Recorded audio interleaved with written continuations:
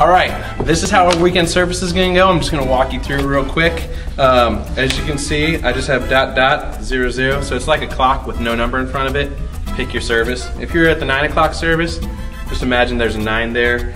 Or if you're at the 11, imagine an 11 there. So, whether you're at the 9 or 11, you'll go to your rooms, and we actually ask that you come to the classroom beforehand, just to kind of set up, get things organized so that when the kids come, you can make sure that they have their name tags on. You can make sure that you maybe talk to the parents even, just let them know, like have your room set up like this if you're in the first grade room.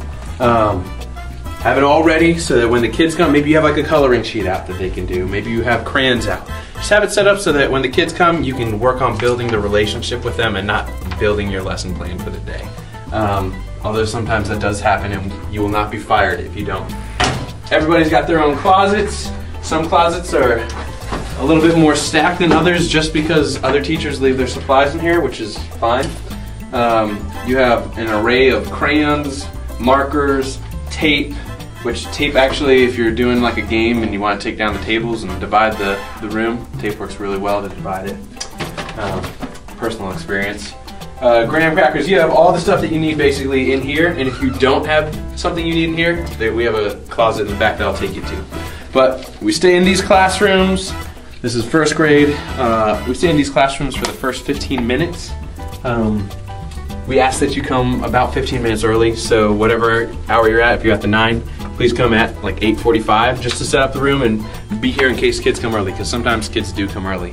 Have it all set up and all ready to go so that when 15 rolls around, when quarter after comes, we'll come knock on your door. Hey, it's worship time, or we'll give you a thumbs up if you're like in prayer or something like that. And we'll point to the back, and that'll mean it's time to go to the back. And let me show you what the back looks like.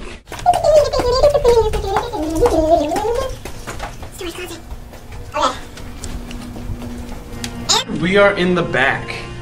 This is what the back looks like. Every row is for a different grade. Usually, if your grade spills into the next row, that's totally fine. We just ask that when you come in, you get your kids set up, you get them sitting down, and then myself or Rachel or maybe another teacher during the summer will say, "Welcome everybody!"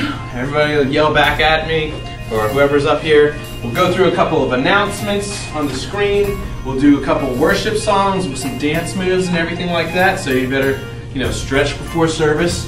Then we'll do a Bible story. We might watch a video. This summer we're doing A Dog's Life, so we're gonna watch a little video about, different characteristics and how those apply to 1 Corinthians 13, which talks about love, how love is patient, kind, it does not envy, does not boast, and so on.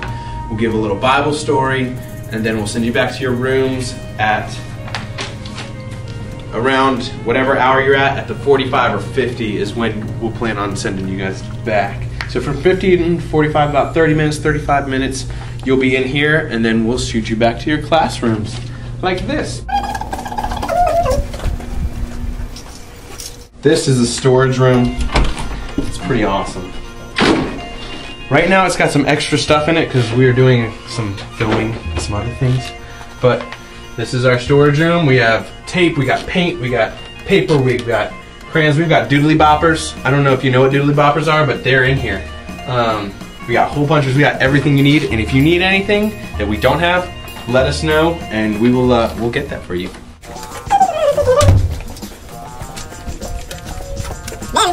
From usually about 45 till 15 of the next hour, so you got about half hour, 20 minutes. 20 minutes to usually about half hour, where you'll spend in your classroom doing a teaching time. Huge emphasis in Quest on re-emphasizing everything, repetition, talking about, okay, if we talk about love in the back room, coming in here and talking about love and how love is patient. What does patience look like? How can this play out in my own life? We'll have a teacher's book from you. It gives you different ideas. You can follow the book or you can do your own thing.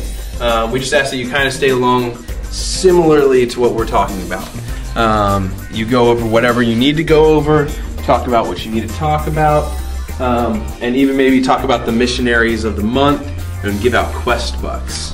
Quest Bucks are really important. Let me hit on this last thing and we will let you go. Quest Bucks are in here. And P.S. missionary offering. to have like a little star, a little something bank in your room. These are Quest Bucks right here. Every one of you will have a Quest Bucks little slip in your box and a Missionary of the Month box, or little slip, so that you can pull out the missionary information and talk to the kids about it. But at the end, if they bring a Bible, they get a Quest Buck for it. If they bring a friend, they get a Quest Buck for it. If they bring their take-home sheet that is signed by their parents, they also get a Quest Buck for it. And after they get enough Quest Bucks, they can look at the Quest Buck prize order form, and then we'll fill out a little sheet. We'll have a little sheet lined out for you, and it'll say name, time of service, and leader, which is you. You'll fill that out, and then we'll get them their Quest Buck prize that very next week. So that's how it works. You sign your name on the bottom of these, and then give them the Quest Bucks, and they'll remind you usually to pull out the Quest Bucks, because they enjoy those a lot. So that's about it. Once parents start coming, talk to the parents, talk to the kids, but stay in here until all the kids are gone. That's a pretty important one. But other than that, we appreciate you for helping out this summer. Thank you so much for your service. God appreciates it, we appreciate it, and we couldn't do this without you. Thank you. Goodbye.